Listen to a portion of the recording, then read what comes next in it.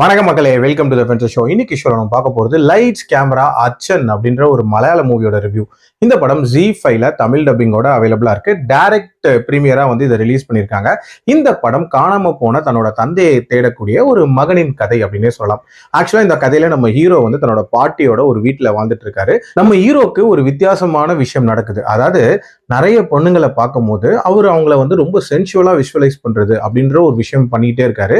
அது ஏன் அப்படின்றது அவரால் புரிஞ்சிக்கவே முடியல. அந்த டைம்ல தான் அவங்களோட சொந்த ஊருக்கு போகும்போது அவங்களோட அப்பாவோட வீடியோ கலெக்ஷன்ஸை அவர் பார்க்குறாரு.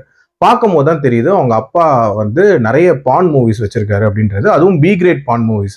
அதுல ஒரு பி கிரேட் படத்தை பார்க்கும்போது அதுல வரக்கூடிய ஹீரோயின் நேர்லயே வந்துடுறாங்க அப்படின்னே சொல்லலாம். இவரோட கண்ணுக்கு மட்டும் தெரியுறாங்க. கிட்டத்தட்ட சூது கவும்ல வரக்கூடிய அந்த கேரக்டர் மாதிரின்னு வச்சுக்கோங்களேன். ஸோ அந்த ஹீரோயின் எதுக்காக வராங்க அப்படின்றது ஒரு கேள்வியா இருக்கு. அதே நேரத்துல அந்த மூவிஸை எடுத்ததே வந்து இவங்க அப்பா தான் அப்படின்ற ஒரு உண்மையும் தெரிஞ்சுக்கிறாரு. ஸோ எதுக்காக அவர் அந்த பி கிரேட் படங்களை எடுத்தாரு, அந்த ஹீரோயின் யாரு, எதுக்காக கூடவே வராங்க, டுவர்ட்ஸ் தென் இதுக்கான விடைகளை கண்டுபிடிச்சாரா இல்லையா அப்படின்ற அந்த படத்தோட கதை. ஆக்சுவலா இந்த படத்தோட ஐடியா, அதாவது காணாம போன தன்னோட தந்தையை தேடுறது, அதுவும் அவர் ஒரு பி கிரேட் மூவி டைரக்டர் அப்படின்றதே ஒரு இன்ட்ரெஸ்டிங்கான விஷயமா இருந்துச்சு.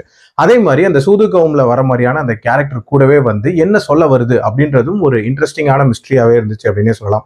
இது எல்லாத்துக்கும் ஒரு லாஜிக்கல் கன்க்ளூஷன் அப்படின்றது கொடுத்திருப்பாங்க. அதுக்கேற்ற மாதிரியான ஒரு கிளைமேக்ஸும் ஒரு நீட்டான கிளைமேக்ஸா தான் இருந்துச்சு. டியூரேஷன் வைஸ் 2 மணி நேரத்துக்குள்ள முடியக்கூடிய ஒரு படம் தான். பட் இருந்தாலும் ஸ்டார்டிங்ல நம்ம ஹீரோக்கு இருக்கக்கூடிய அந்த ஸ்டேட் இருக்குல்ல, மென்டல் ஸ்டேட், அதுக்கான அந்த டீடைலிங் அப்படின்றதெல்லாம் அந்த அளவுக்கு காட்டியிருக்க மாட்டாங்க. ஆல்சோ இவர் தன்னோட தந்தையை தேடுறதுக்கான அந்த தேடல் படலம் இருக்குல்ல, அதுவுமே பயங்கர கிரிப்பிங்காலாம் போகாது அப்படின்னே சொல்லலாம். ரொம்ப ஆர்டினரியா நகர்ற மாதிரி தான் இருக்கும்.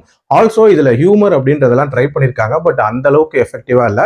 ஓவரால் ஐடியாவா சூப்பரா இருக்கக்கூடிய ஒரு படம். பட் ஸ்டேஜிங் இன்னுமே பெட்டரா இருந்தா ஒரு நீட்டான படமாவே இருந்திருக்கும். இப்போதைக்கு ஒரு ஓகேஷ் வாட்ச் தான். டைம் இருந்தா ட்ரை பண்ணி பாருங்க. என்னோட ரேட்டிங் இந்த படத்துக்கு 2.5 out of 5. அடல்ட் கண்டென்ட்டை பொறுத்த வரைக்கும் இதுல அடல்ட் ரெஃபரன்சஸ் இருக்குமே தவிர ப்ராப்பர் அடல்ட் சீன் அப்படின்ற மாதிரிலாம் இல்லவே இல்லை.